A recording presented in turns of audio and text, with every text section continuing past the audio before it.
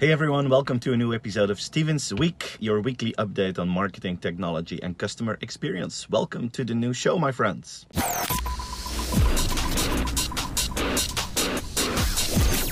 Netflix is increasing its focus on its original series. In 2018, they will invest $8 billion in content, and 85% of that money will go to their own productions. And of course, this is because they want to create exclusive content for their streaming customers. They want to make high quality content. Most of it are TV shows that are repetitive, so we can binge watch like crazy. But they're also more and more going into movies. As I told in one of the last episodes of the weekly, they also want to buy movie theaters because they want to get Academy Awards for their movies, so they can attract even more subscribers to their streaming services.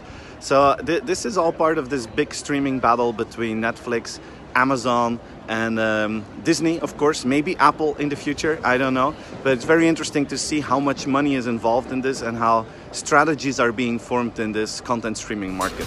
Elon Musk was pretty angry this week, and it's related to another accident with Tesla's autopilot. So someone was playing with their phone, and at that moment the Tesla car was driving by itself, and then it bumped into a truck. And people were hurt a little bit, not really bad, but a little bit. And of course, it was front page news again. And Elon Musk was really angry because he said, you know, there's this one small incident with one of my cars and it's world news. And at the same time, people are dying through traffic accidents and no one's talking about it. And it's silly that we're focusing so much on this one incident and not on the bigger picture that these cars are actually safer than the other ones.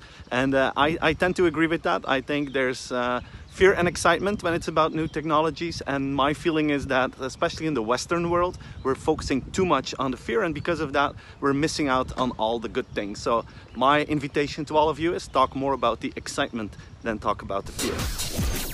On May 22nd, YouTube is starting with streaming music services, and it's going to be a paid service if you don't want to have advertisement. There's going to be a free model, but then you'll have ads as well.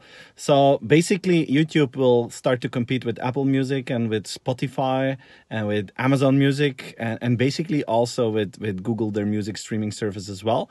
And it's a question, of course, how will it work? Will people be willing to pay for another additional music streaming service?